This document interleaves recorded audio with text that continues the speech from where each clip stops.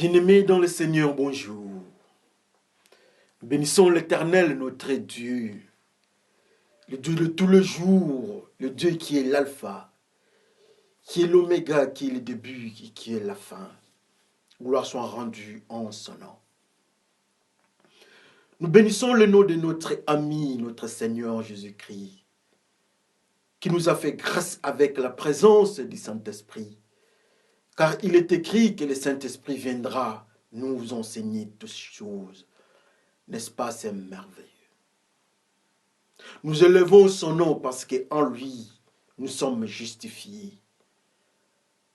La foi en Jésus-Christ nous justifie et nous avons la vie sauve.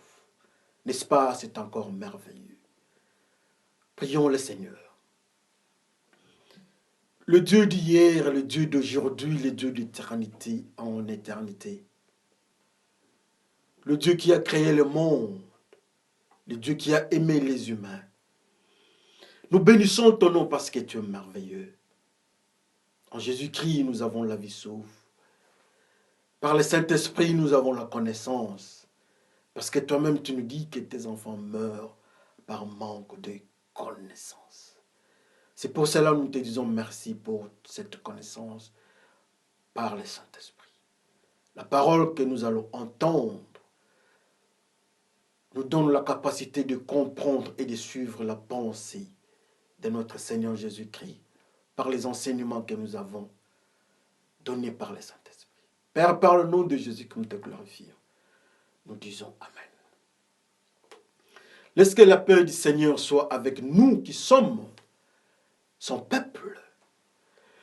Bien-aimés, nous bénissons encore Jésus-Christ, notre ami, parce qu'il est présent. Il est merveilleux, il est puissant, il est au-dessus de tout. 40 minutes, je m'excuse, 40 minutes d'exhortation, c'est une grâce que l'Éternel nous fait. En nous faisant cette grâce-là, c'est un merveille. En nous faisant cette grâce-là, nous rentrons dans le système de la vie et nous quittons la mort. Sans plus tarder, nous allons lire notre exhortation de ces jours dans 2 livres. Le premier, c'est dans le livre de Révélation. Révélation 17, au 5e verset jusqu'au 6e. Révélation ou Apocalypse au 17e chapitre, dans son 5e et 6e verset. Lisons par le nom de notre Seigneur Jésus-Christ. Sur son front, un nom mystérieux est écrit. La grande ville de Babylone, la mère de prostituées et des actions horribles qui ont lieu sur la terre. Je vois que la femme est ivre. Elle a bu en abondance le sang de ceux qui appartiennent à Dieu, le sang des témoins de Jésus-Christ. Quand je la vois, je suis vraiment très surpris. Amen. La femme est ivre. La mystérieuse femme est ivre du sang des témoins de Jésus-Christ. Amen. Nous passons à notre 2e lecture de ce jour. C'est dans les livres. Nous lisons dans Luc 8, du 43e jusqu'au 47e verset.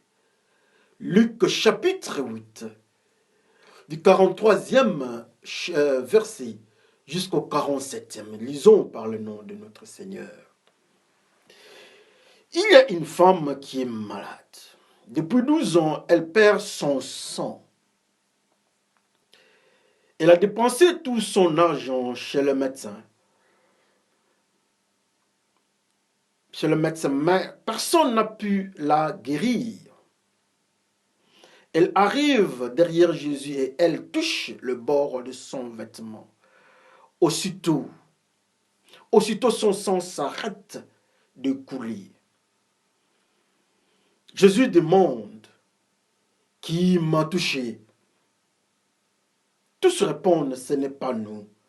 Pierre dit à Jésus, Maître, ce sont les gens autour de toi qui te serrent. Mais Jésus dit, quelqu'un m'a touché. Où j'ai senti qu'une force était sortie de moi. La femme voit qu'elle ne peut pas rester cachée. Alors, en tremblant, elle vient se jeter aux pieds de Jésus. Devant tout le monde, elle raconte pourquoi elle a touché Jésus et comment elle a été guérie tout de suite. Amen. Et voilà qu'elle a guéri, elle a été guérie tout de suite. N'est-ce pas, c'est merveilleux? La femme est guérie. Aujourd'hui, nous allons intituler notre message de ce jour, l'Église anémique. L'église anémique, nous avons dit que c'est dans Apocalypse 17, au 5e jusqu'au 6e verset. Et Luc 8, du 43e jusqu'au 47e verset. En fait, qu'est-ce qui s'est passé? La Bible nous raconte. L'homme de Dieu est pris par l'Esprit, amené dans le désert, en vision. Il se retrouve devant un mystère et une femme avec des abominations écrites sur sa face. Mais l'homme constatera que la femme, l'abomination, la puissance satanico-démoniaque qui était au-devant de lui, l'homme de Dieu remarque, donc Jean remarque un phénomène bizarre, que la femme était ivre. Mais ce qui était encore très compliqué, la femme n'était pas ivre de whisky comme nous avons l'habitude de nous enivrer. La femme n'était pas ivre du vin alcoolique ou bien vin de tout ce que nous savons comme putréfié.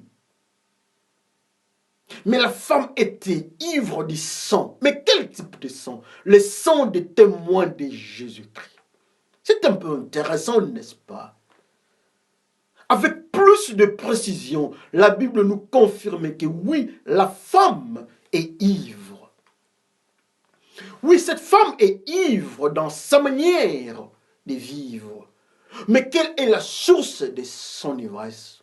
La Bible nous dit que nous devons être ivres du Saint-Esprit, de la parole de Dieu. Mais voilà cette femme, en contrario, cette femme est ivre du sang des témoins de Jésus-Christ, de ceux qui suivent Jésus-Christ. C'est ça sa nourriture.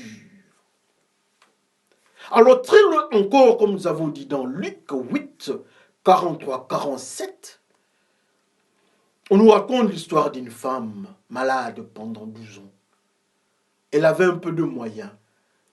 Elle se retrouve en cours et n'a plus rien. On lui a parlé de Jésus-Christ. Elle part, elle touche la robe, le pan de la robe de Jésus-Christ. Elle touche. En touchant cette robe, la Bible nous dit que la femme a remarqué un phénomène. Quelle était sa maladie? Cette femme avait un problème d'hémorragie. Elle avait des écoulements qui ne s'arrêtaient jamais. Mais quand elle a touché à la robe, au pan de la robe de Jésus-Christ, elle a remarqué l'arrêt des écoulements. Et ipso facto, Jésus-Christ a remarqué un phénomène aussi sur lui. Il posera la question aux disciples. Il posera la question à ceux qui étaient autour de lui. Qui m'en touche? Tous diront, pas moi. Mais Pierre, la Bible nous dit, Pierre dit à Jésus-Christ, mais non, qui t'a touché? Ce sont les gens qui te pressent, ce sont les gens qui te serrent, ce sont les gens qui veulent te toucher, tout le monde veut te toucher. Mais Jésus-Christ dit non, ce n'est pas de cette manière-là que je pose la question. Il y a quelqu'un, une personne m'a touché.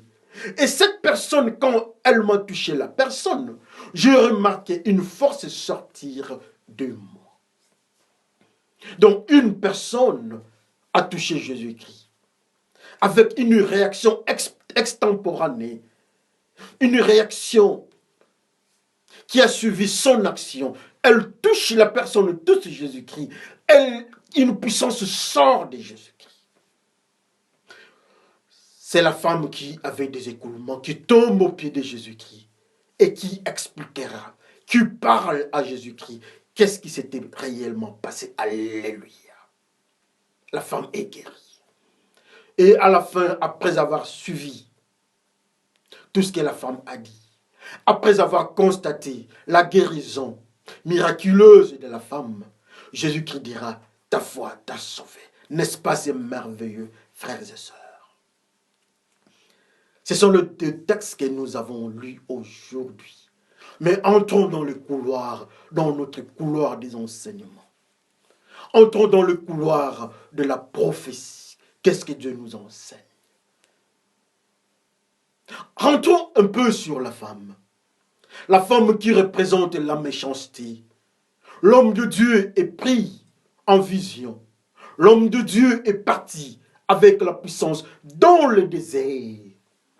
Dans la même zone que Jésus-Christ était pris, était emmené par le Saint-Esprit dans le désert.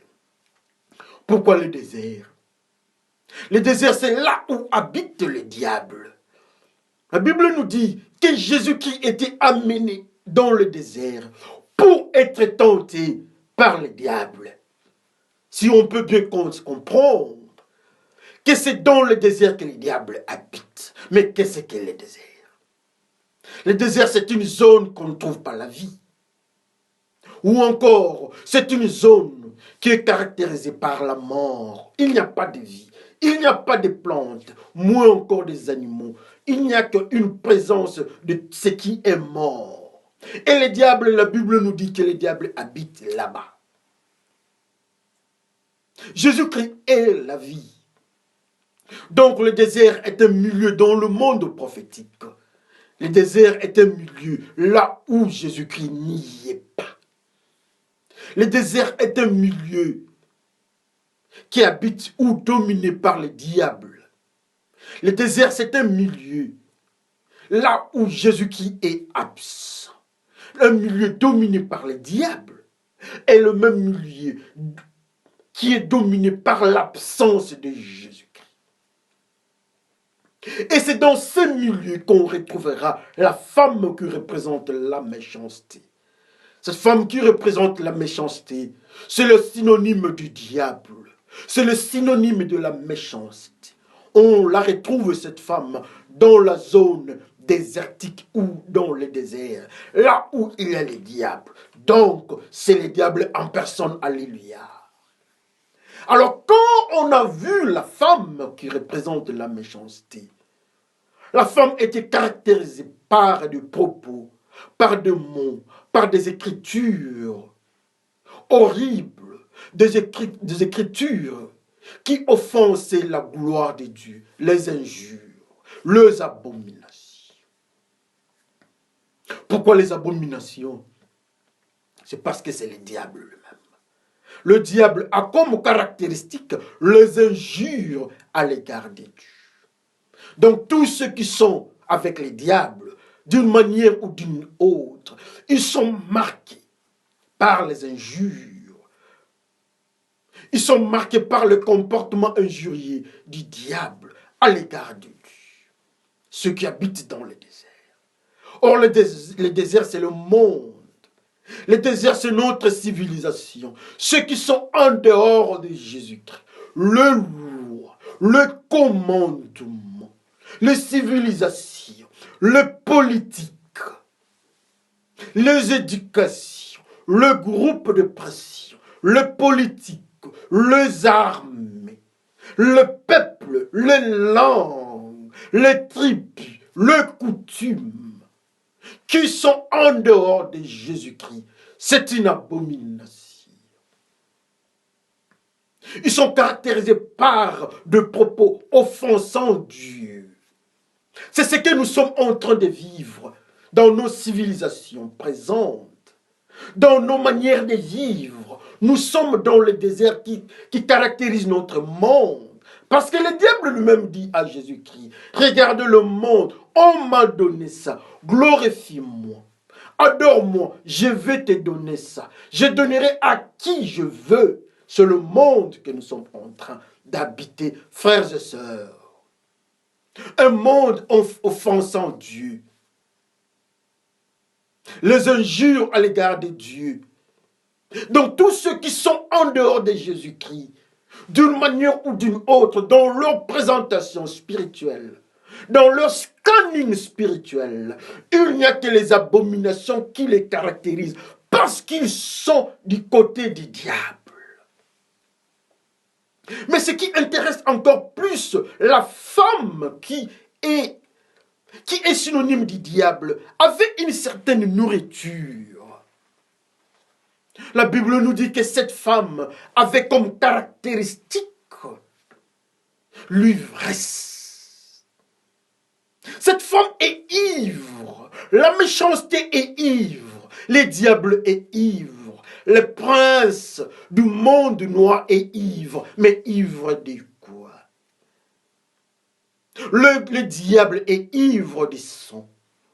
Le diable est ivre du sang des témoins de Jésus-Christ. Ou encore, le diable cherche ceux qui sont avec Jésus-Christ. Le diable cherche ceux qui sont avec Jésus-Christ. Il enlève, il prend le sang, il soutire le sang. C'est un vampire. Mais pas un vampire de ceux qui sont avec lui. Il cherche ceux qui sont avec Jésus-Christ. Les disciples de Jésus-Christ. Donc ceux qui sont avec Jésus-Christ ont le sang. Et le diable doit se nourrir. Le diable doit prendre, il doit boire. La femme méchante doit boire, mais ne peut pas boire n'importe quoi. La Bible nous dit que cette femme est à la quête.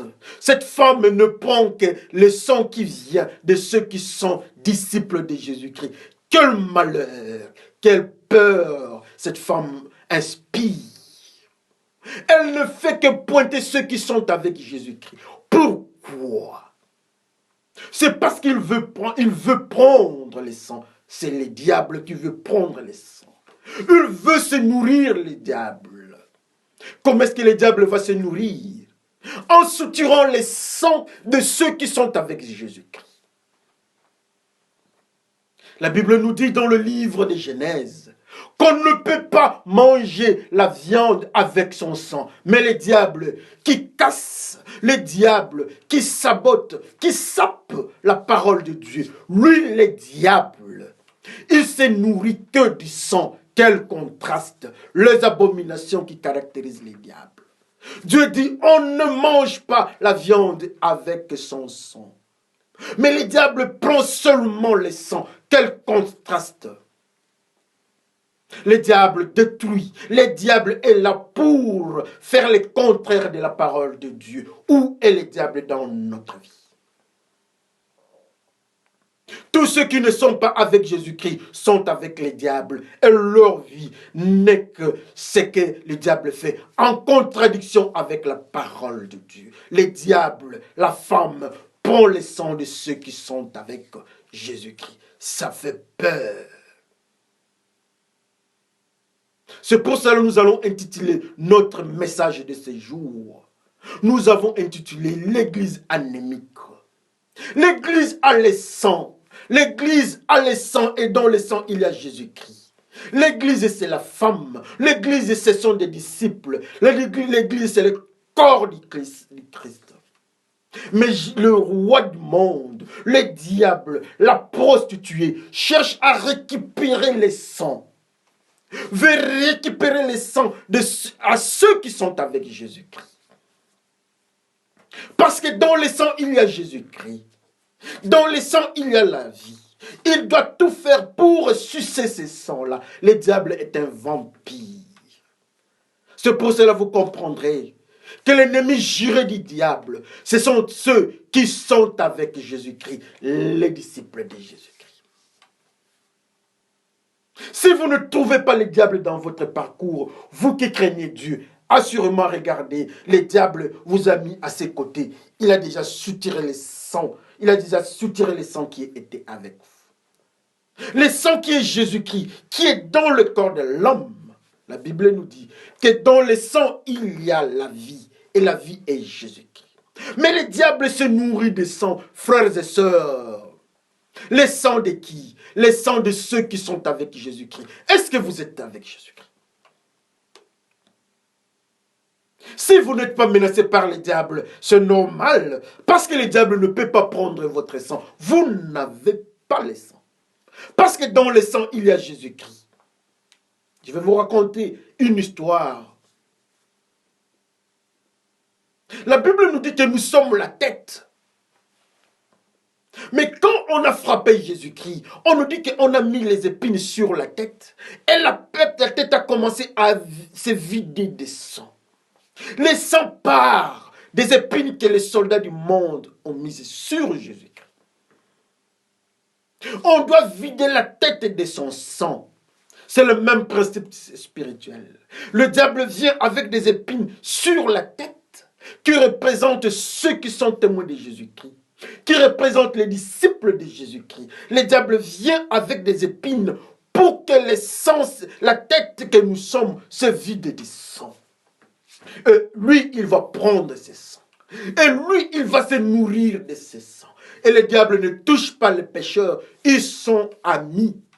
Parce que dans un pécheur, il n'y a pas Jésus-Christ. Est-ce que tu es disciple ou bien tu es pécheur? Regarde ta vie. Si tu es ami du diable, ne t'en fais pas. Le diable ne peut pas te toucher. C'est pour cela que nous comprendrons que plus on vit dans le péché, plus on est à l'écart des menaces du diable. Ce sont ceux souvent qui craignent Dieu, qui connaissent des problèmes. Ce sont ceux qui craignent Dieu, qui sont en difficulté. Le diable veut les écraser parce qu'il doit se nourrir, parce qu'il veut prendre le sang. La Bible nous dit que la femme est ivre du sang de ceux qui craignent Dieu. Alléluia.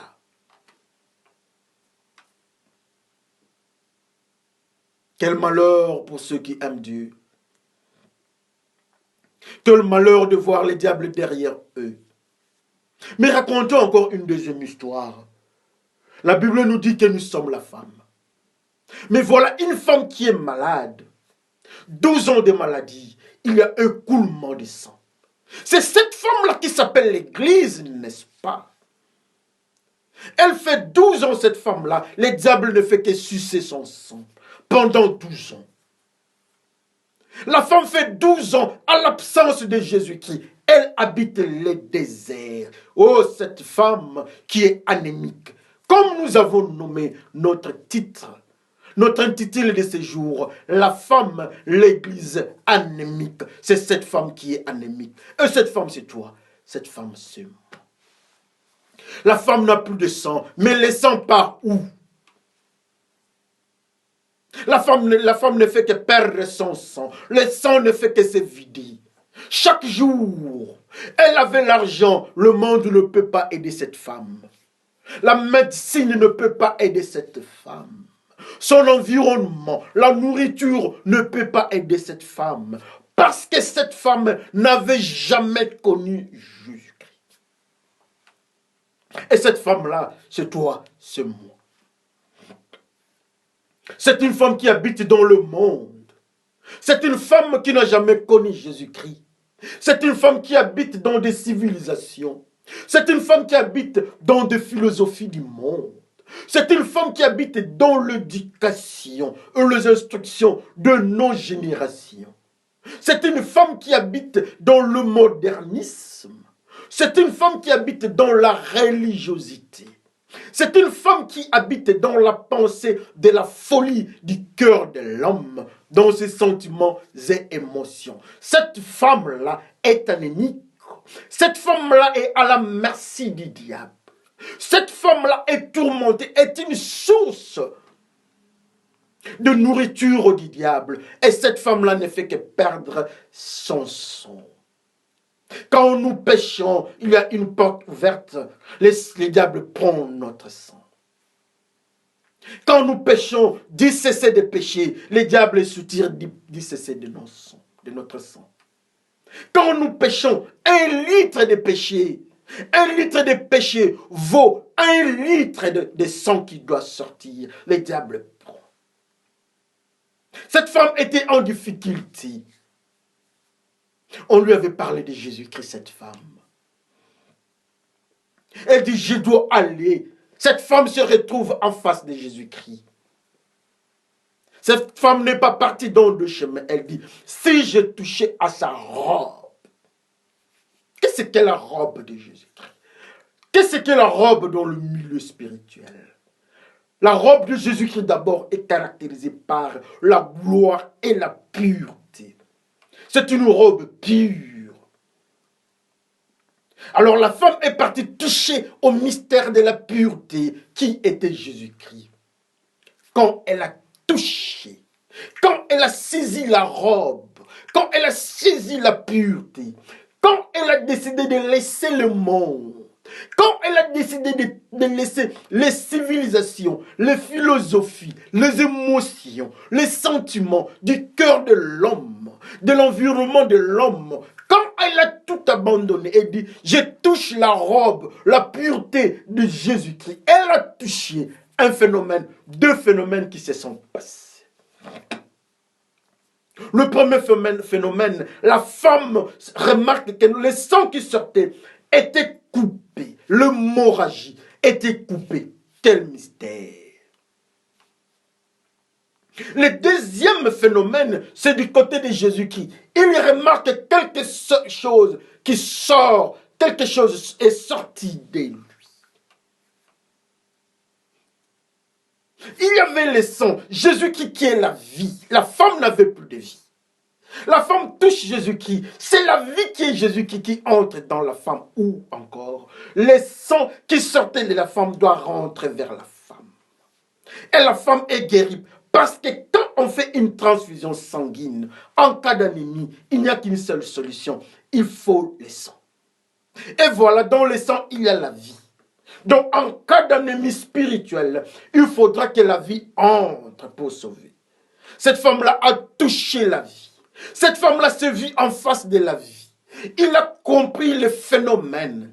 Il a compris les conditions. Pour que Jésus-Christ entre en elle, elle doit toucher à la robe de la pureté. Et elle a touché à la robe de Jésus-Christ. Elle est devenue pure. Elle est sang. Et la vie qui était Jésus-Christ quitte Jésus-Christ. Et une portion de Jésus-Christ entre dans la femme. Et l'hémorragie s'est coupée. La femme est guérie. Ça signifie ça. Quand la femme a accepté Jésus-Christ dans sa vie, quand la femme a aimé Jésus-Christ, quand la femme a laissé le monde, les civilisations, elle a laissé l'adultère, fornication, avortement, drogue, sorcellerie, ivrognerie, impudicité, bref, les péchés, la femme a laissé. Quand elle a obéi à Jésus-Christ, elle a entendu la parole de Dieu. Elle a eu la foi parce qu'il est écrit que la foi vient de ce qu'on entend. Et ce qu'on entend vient de la parole de Dieu, qui est Jésus-Christ.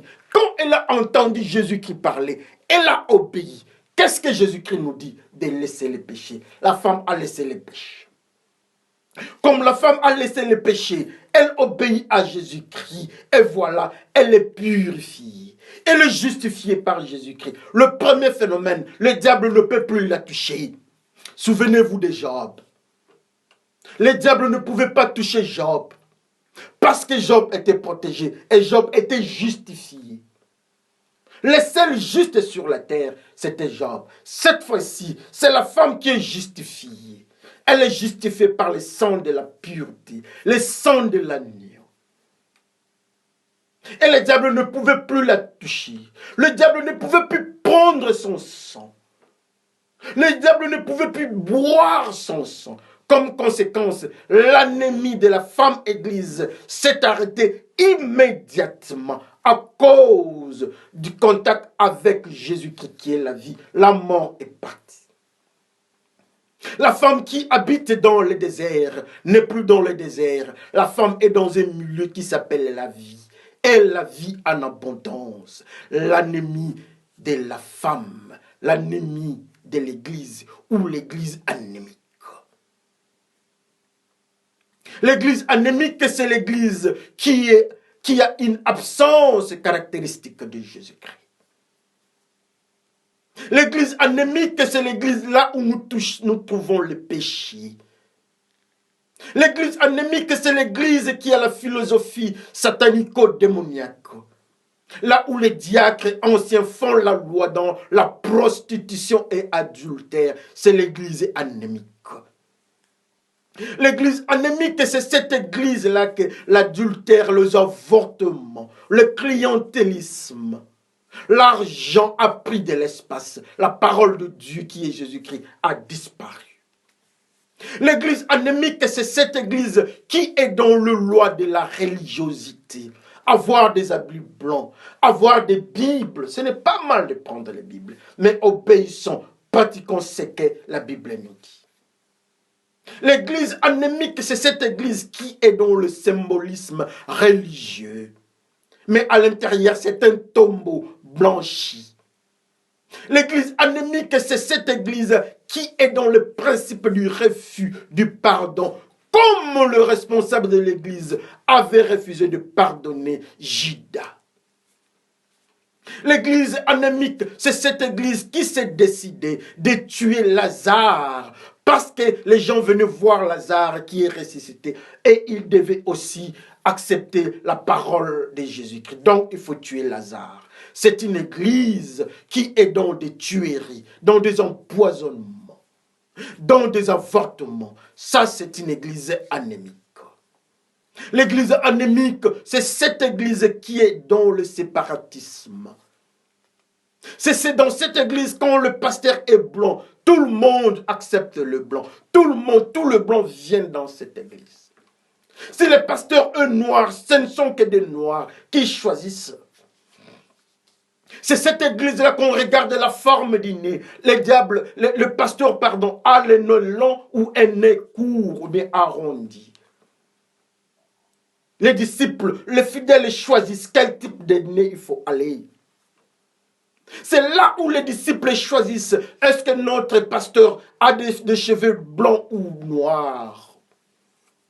C'est ce type d'église, là où les fidèles choisissent les origines du pasteur.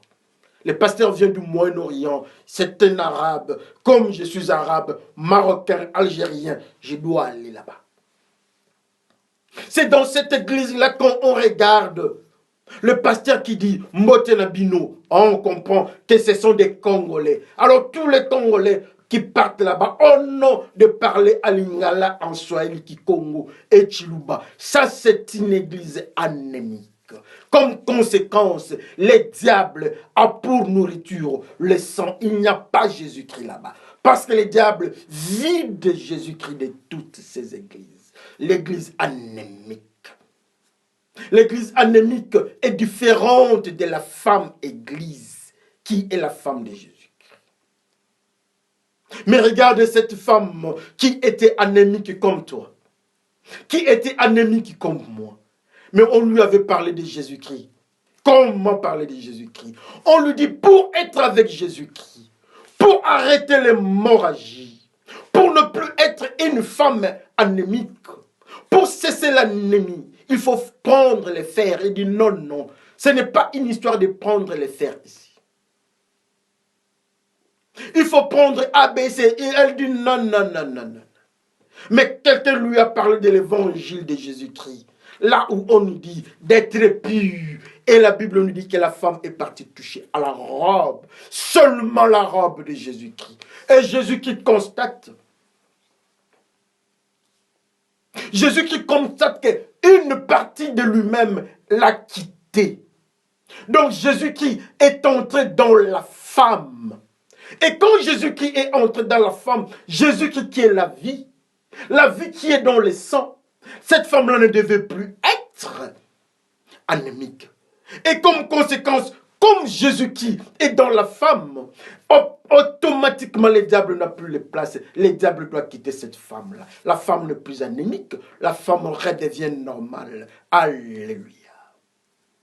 Comme conséquence, la femme devient le temple du Saint-Esprit. C'est le diable qui veut toucher Pierre. Le diable vient demander à Jésus-Christ, donne-moi Pierre, je vais les cribler comme les blés. Le diable demande, mais Jésus-Christ n'autorise pas.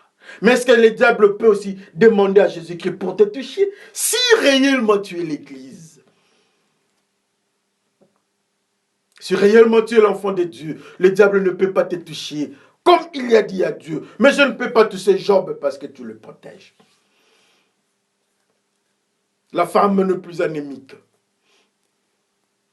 La femme n'est plus anémique à cause de la pureté en Jésus-Christ. La pureté, ce n'est pas dans l'eau bénite. Ça, ce sont des aventures. Dans l'église catholique, l'eau bénite.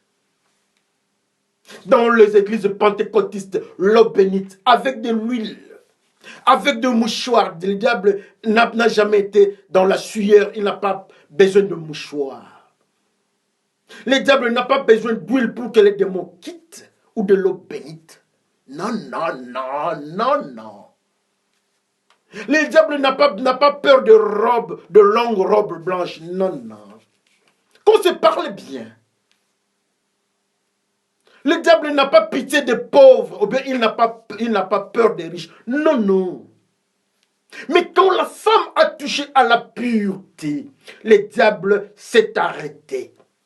Est-ce qu'on peut comprendre ça? Qu'est-ce qu'est toucher à la pureté? C'est laisser le péché. Notre ennemi numéro 1 dans notre cœur, c'est la sainteté.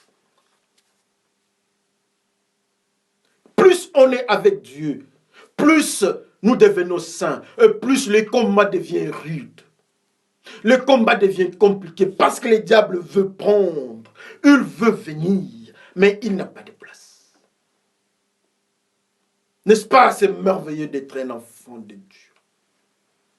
N'est-ce pas, c'est merveilleux d'être sous la protection de la pureté? La femme n'est plus anémique. Mais cette femme-là peut être toi.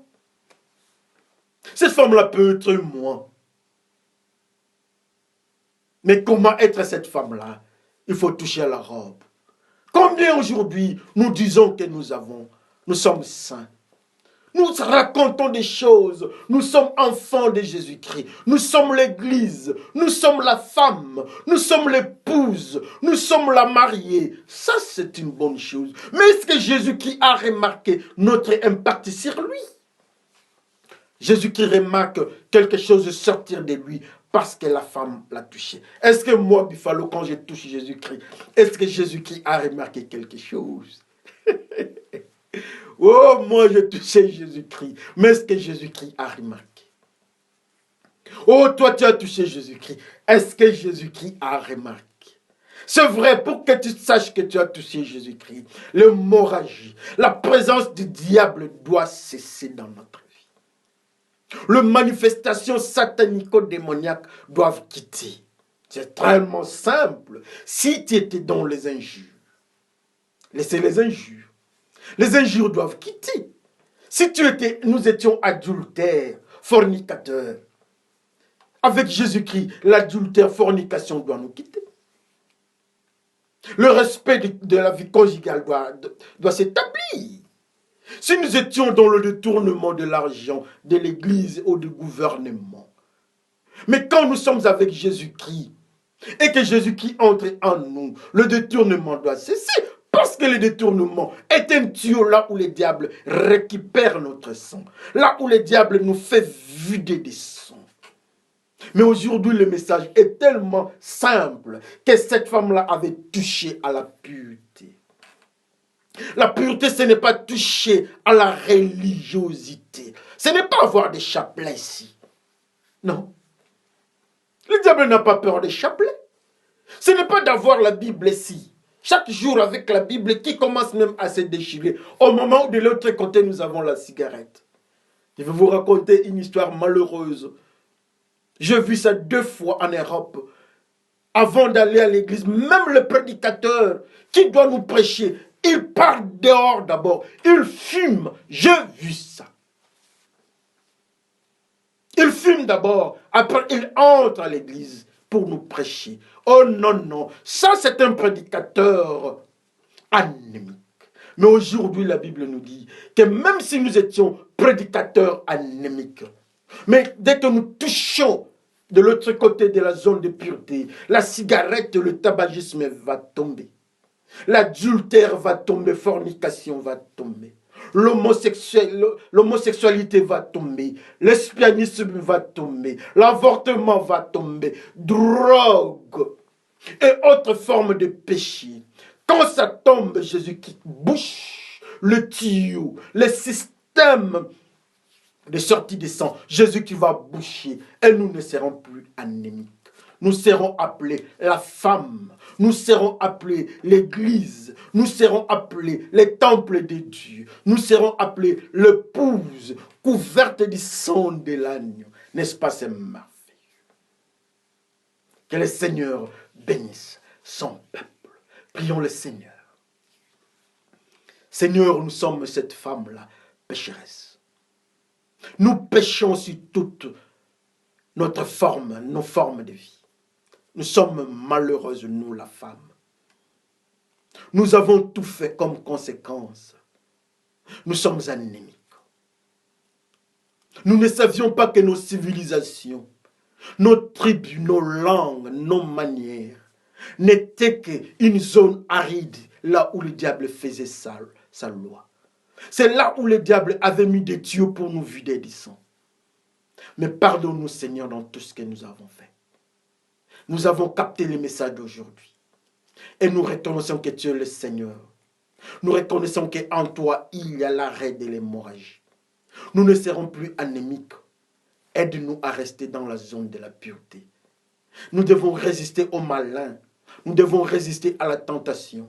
Nous devons résister au péché. Et la sainteté va s'installer en nous en ton nom. Père, nous glorifions ton nom dans ce que tu nous as enseigné. Merci Saint-Esprit pour cet enseignement et exhortation. Père, par le nom de Jésus-Christ, je te glorifie.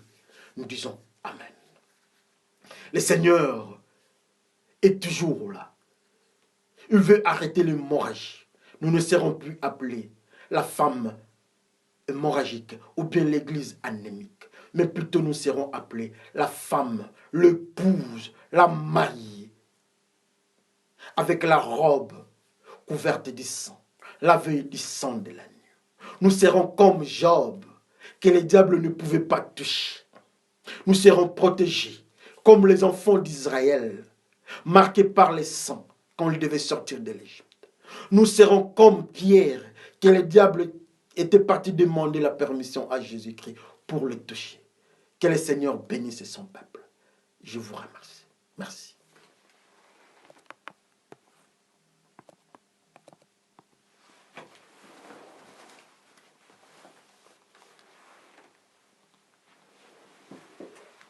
Oui, allô? Yes, it's Buffalo.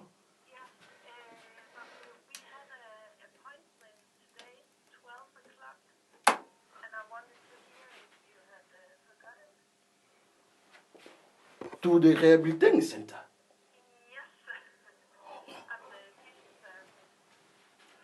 This is a complicated matter, but I had two messages about the.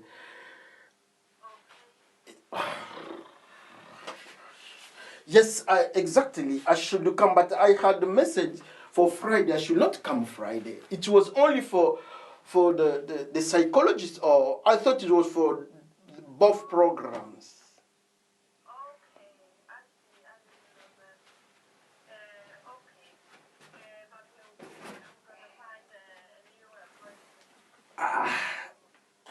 But if you don't mind, I can drive right now. For I live in Far, so it can take maybe.